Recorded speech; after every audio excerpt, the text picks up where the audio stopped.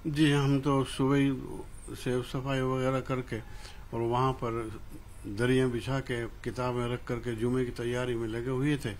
और कुछ लोग आए भी थे, उन्होंने पूछा था वो कि भाई कब होगी यहाँ नमाज। वो पुलिस वाले के थे, खुफिया होते हैं जो।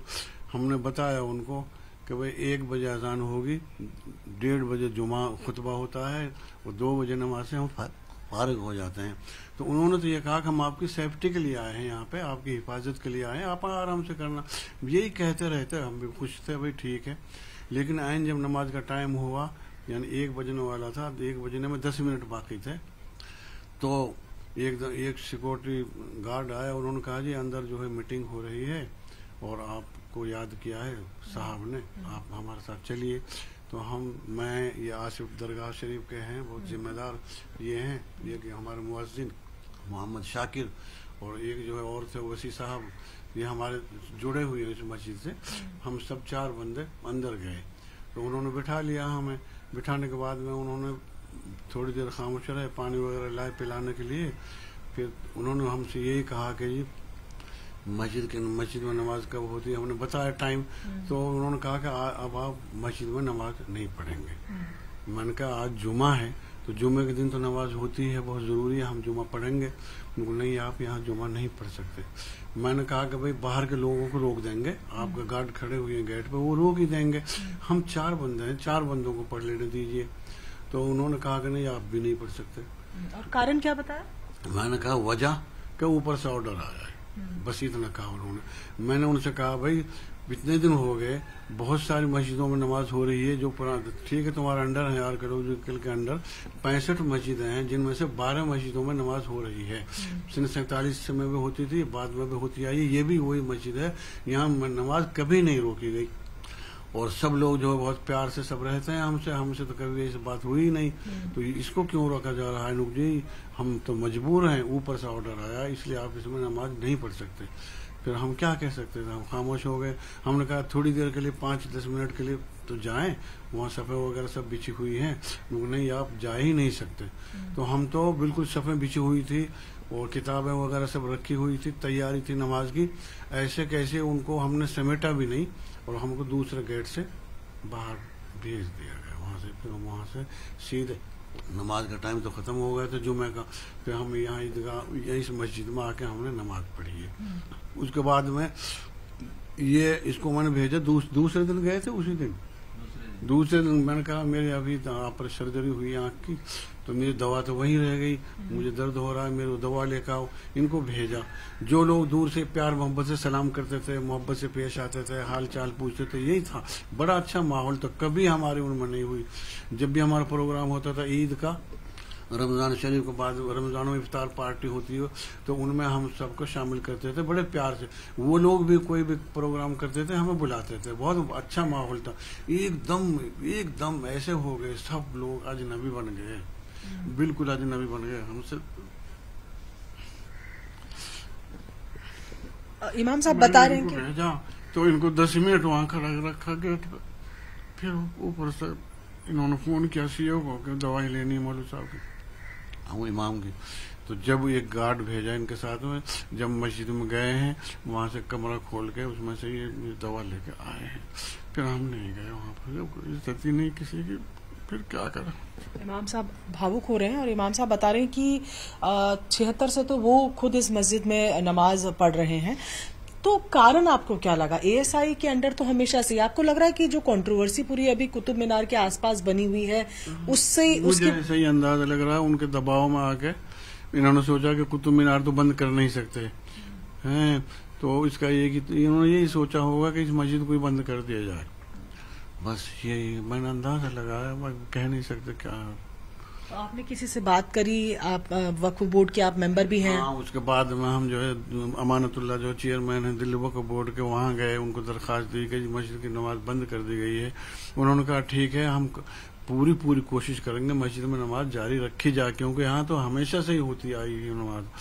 फिर वहाँ से हम जाम मस्जिद के इमाम साहब के पास गए, वो थे नहीं वहाँ पे, तो उन्होंने जो है कहा कि पीएफ से जो हमने दरख्वास्त दी हुई थी वो उनको दे दिया कि उन तक पहुंचा दो। इमाम उमैर इलियासी साहब के पास गए, ऑल इंडिया इमाम ऑर्गेनाइजेशन के प्रेसिडेंट हैं, वो चीफ हैं, वो भी अमेरिका गए हुए हैं। उन्होंने फिर हमने व्हाट्सएप के जरिए उनसे बात की तो उन्होंने कहा कि मस्जिद में नमाज होगी, जरूर होगी, अभी कुछ थोड़ी देर ही लगेगी, मैं बात करता हूँ ऊपर तक से। मैंने कहा अमित शाह से बात कीजिए आप, वही जो है कर सकते हैं इस मसले का हल। उनके बड़े जो बीजेपी के हैं वो बड़े अच्छे ताल्लुकात हैं, मगर हमारे तमाम इमाम जितने भी ऑल इंडिया में 2.5 लाख इमामों के चीफ हैं वो। तो उन्होंने कहा कि मैं पूरी कोशिश करूंगा, मैं बाहर बैठा हुआ हूँ और आप जो है दुआ करो और इंशाल्लाह हो जाएगा, घबराओ मत आप। वहां से हट के फिर हम जमीयत उलमा के दफ्तर में गए तो वहां भी हमसे हमारी बात अच्छी तरह से सुनी, एक दरख्वास्त दी उनको। उन्होंने भी कहा, उन्होंने सबने मशवरा ये दिया कि कोर्ट में मत जाओ, कोर्ट में बात लटक जाएगी, लंबी तारीखें पड़ेंगी, फिर तो दिक्कत होगी, तो आप जो है ऐसे ही भाईचारे के तौर से ऊपर के लोगों से मिलिए। जब नमाज हो ही रही है वहां पे तो फिर बंद नहीं होनी चाहिए।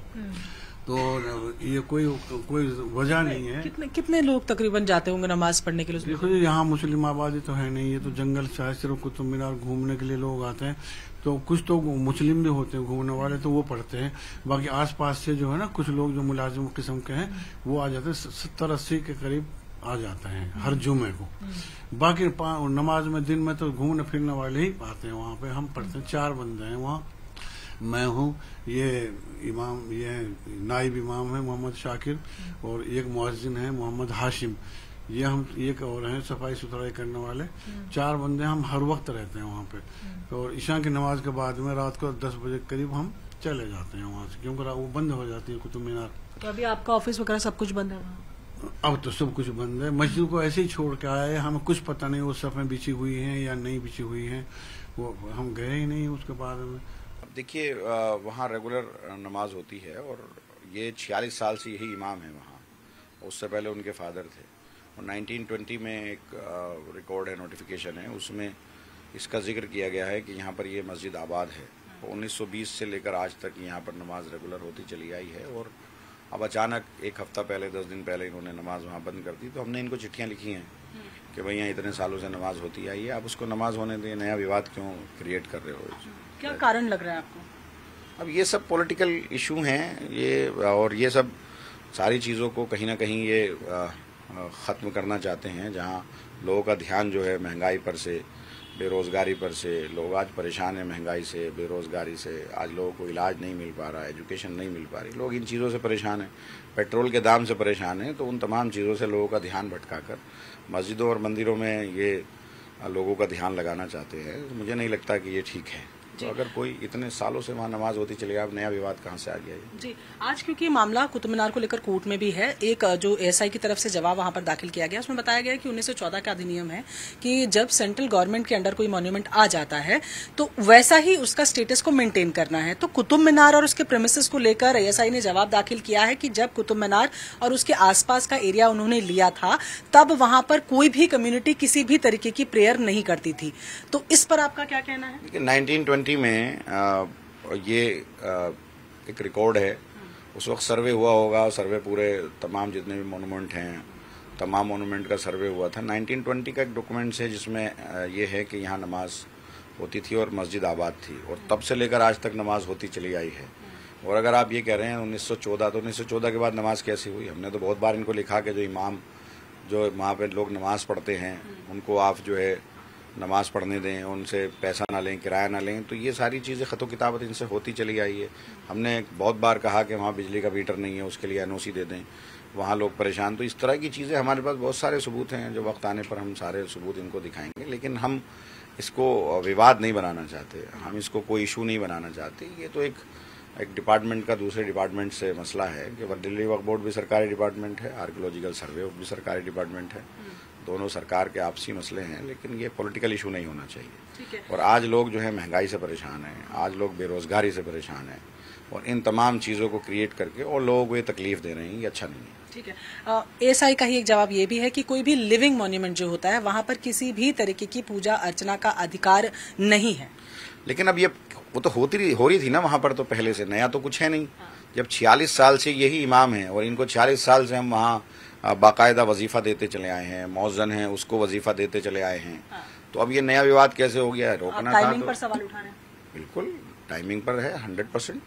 भाई आप पहले से नमाज हो रही थी, अब अगर ये एक हफ्ता पहले बंद की है ना, तो अगर ये इस बात को कह रहे हैं कि यहाँ नमाज नहीं होती, तो फिर हम ये क्यों कहेंगे साहब यहाँ नमाज होती थी, या हमारा इमाम वहाँ क्यों है। 46 साल से ये हैं, पहले इनके फादर थे।